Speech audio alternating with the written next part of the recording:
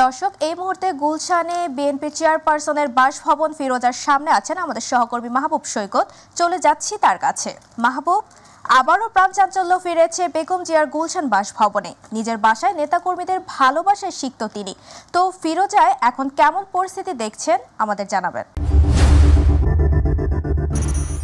প্রাণচাঞ্চল্য কিন্তু ফিরোজায় কিংবা গুলশানে ফিরেনি। আসলে প্রাণচাঞ্চল্য গোটা দেশের যে বিএনপি নেতাকর্মীরা আছে তাদের মাঝেই কিন্তু ফিরে এসছে। আপনি এখন কিন্তু দেখতে পাচ্ছেন যে ঠিক প্রায় 1 ঘন্টা আগে বিএনপি চেয়ারপারসন ফিরোজায় যেটিকে বলে আসলে হোম সুইট হোম, সেই সুইট হোমে কিন্তু 4 মাস পরে আবার ফিরে এসছেন।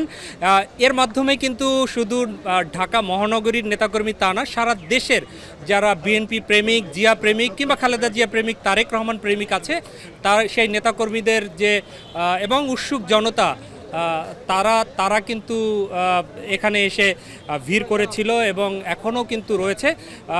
10:30 নাগাদ, প্রায় 10:30টার একটু আগে পরে কিন্তু শাহজালাল আন্তর্জাতিক বিমানবন্দরে এয়ার অ্যাম্বুলেন্স এসে থামে। তারপরে কিন্তু এই পথটুকু আসতে প্রায় 3 ঘন্টার মতো লেগেছে এবং পুরো পথটুকুতে কিন্তু রাস্তার দুধারে বিএনপির নেতাকর্মীরা, খালেদা প্রেমিকরা তারা তাকে স্বাগত জানিয়েছে। আপনি জানেন যে খালেদা জিয়ার সাথে তার 2 পুত্রবধূ তারাও কিন্তু এসেছেন এবং নিরাপদে এসে পৌঁছেছেন। এখন দেখতে পাচ্ছেন ফিরোজার সামনে অগণন মানুষের যে ভিড়, অগণন নেতাকর্মীর যে ভিড়, সেই ভিড় কিন্তু রয়েছে। এবং আমরা এই মুহূর্তে দেখতে পাচ্ছি যে বিএনপি চেয়ারপারসনের ব্যক্তিগত চিকিৎসক এবং একই সাথে বিএনপির ভাইস চেয়ারম্যান অধ্যাপক doctor AZ M Zahid Hossain, তিনিও কিন্তু গণমাধ্যমের সাথে কথা বলছেন, খালেদা জিয়ার শারীরিক অবস্থা জানাচ্ছেন এবং গণমাধ্যমের প্রশ্নের জবাব দিচ্ছেন।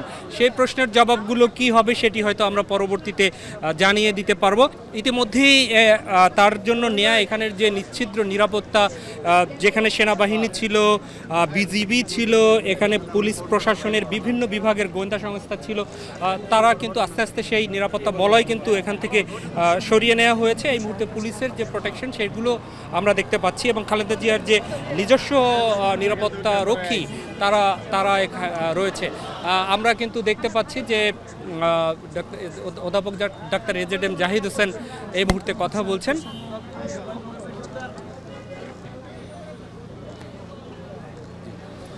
আমরা অধ্যাপক ডাক্তার এজেড এম জাহিদ হোসেনের যে ব্রিফিং রয়েছে সেটি হয়তো পরবর্তীতে আমরা যারা রয়েছেন আমাদের দর্শক তিনি কি বলেছেন সেটি বিস্তারিত তুলে ধরবো। তবে তার শারীরিক অবস্থা এখন আগের থেকে ভালো এবং ফিরোজায় থেকেই কিন্তু তিনি চিকিৎসা নেবেন, এটি কিন্তু তিনি বলেছেন। আপনারা দেখতে পাচ্ছেন যে এখনও একদম গুলশানের যে বিএনপি চেয়ারপারসনের বাসভবনের সামনের আশেপাশের যে সড়ক, সেই সড়কেও কিন্তু নেতাকর্মীদের যে উৎসুক নেতাকর্মী, সেই নেতাকর্মীরা এখনও অবস্থান করছেন।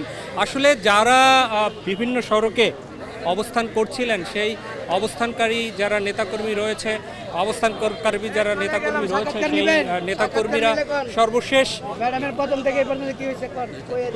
সর্বশেষ এসে কিন্তু মিলিত হয়েছে এখানটায়। আমরা চেষ্টা করছি অধ্যাপক ডাক্তার জাহিদ হোসেনের ব্রিফিংয়ে চলে যাওয়ার জন্য।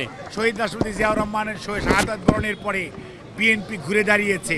আবার 1-11 করে বিএনপিকে নেতৃত্ব শূন্য করার চেষ্টা করা হয়েছিল, তারেক রহমানের কোমর ভেঙে দেওয়া হয়েছিল, কিন্তু আল্লাহর কি অশেষ মেহেরবানি, তারেক রহমান আজকে আলহামদুলিল্লাহ আপনাদের দোয়ায় বিদেশের চিকিৎসায় অনেকটা সুস্থ।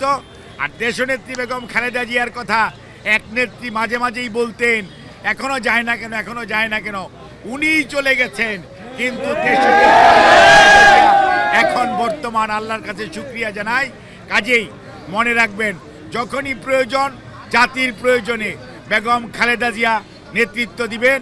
আর আমাদের নেতা জনাব তারেক রহমানের যে নেতৃত্ব, ইনশাল্লাহ আরও সুদৃঢ় হবে। বাংলাদেশের মানুষ গণতন্ত্র পাবে, জনগণের অধিকার আদায় হবে এবং সকল অন্যায় অবিচারের বিচার বাংলার মাটিতে হবে। দর্শক, আপনারা শুনতে পেলেন যে ডাক্তার এজেড এম জাহিদ হোসেনের কথা। তিনি বলছিলেন যে বেগম খালেদা জিয়া এখন সুস্থ আছেন এবং নিরাপদে আছেন। তো সেক্ষেত্রে তাকে বিভিন্ন প্রশ্নের জবাব দিচ্ছিলেন। তারপরও তিনি যেহেতু বিভিন্ন রোগে ভুগছিলেন, সেজন্য কিন্তু তার আসলে অব্যাহতভাবে চিকিৎসকের তত্ত্বাবধানেই থাকতে হবেন। রাজনীতিতে পরবর্তীতে তিনি সক্রিয় হবেন কিনা সংগঠন কিংবা সিদ্ধান্ত নিবে বিএনপি। তো এখনকার মতো এই ছিল ফিরোজার সামনে থেকে সংবাদ। পরবর্তীতে আমরা নিশ্চয়ই আমাদের দর্শকদের জন্য বিস্তারিত তুলে ধরতে পারবো। আমরা মাহবুব, আপনাকে ধন্যবাদ। দর্শক, গুলশানে বিএনপি চেয়ারপারসনের বাসভবন ফিরোজা থেকে সবশেষ তথ্য জানাচ্ছিল আমাদের সহকর্মী মাহবুব সৈকত।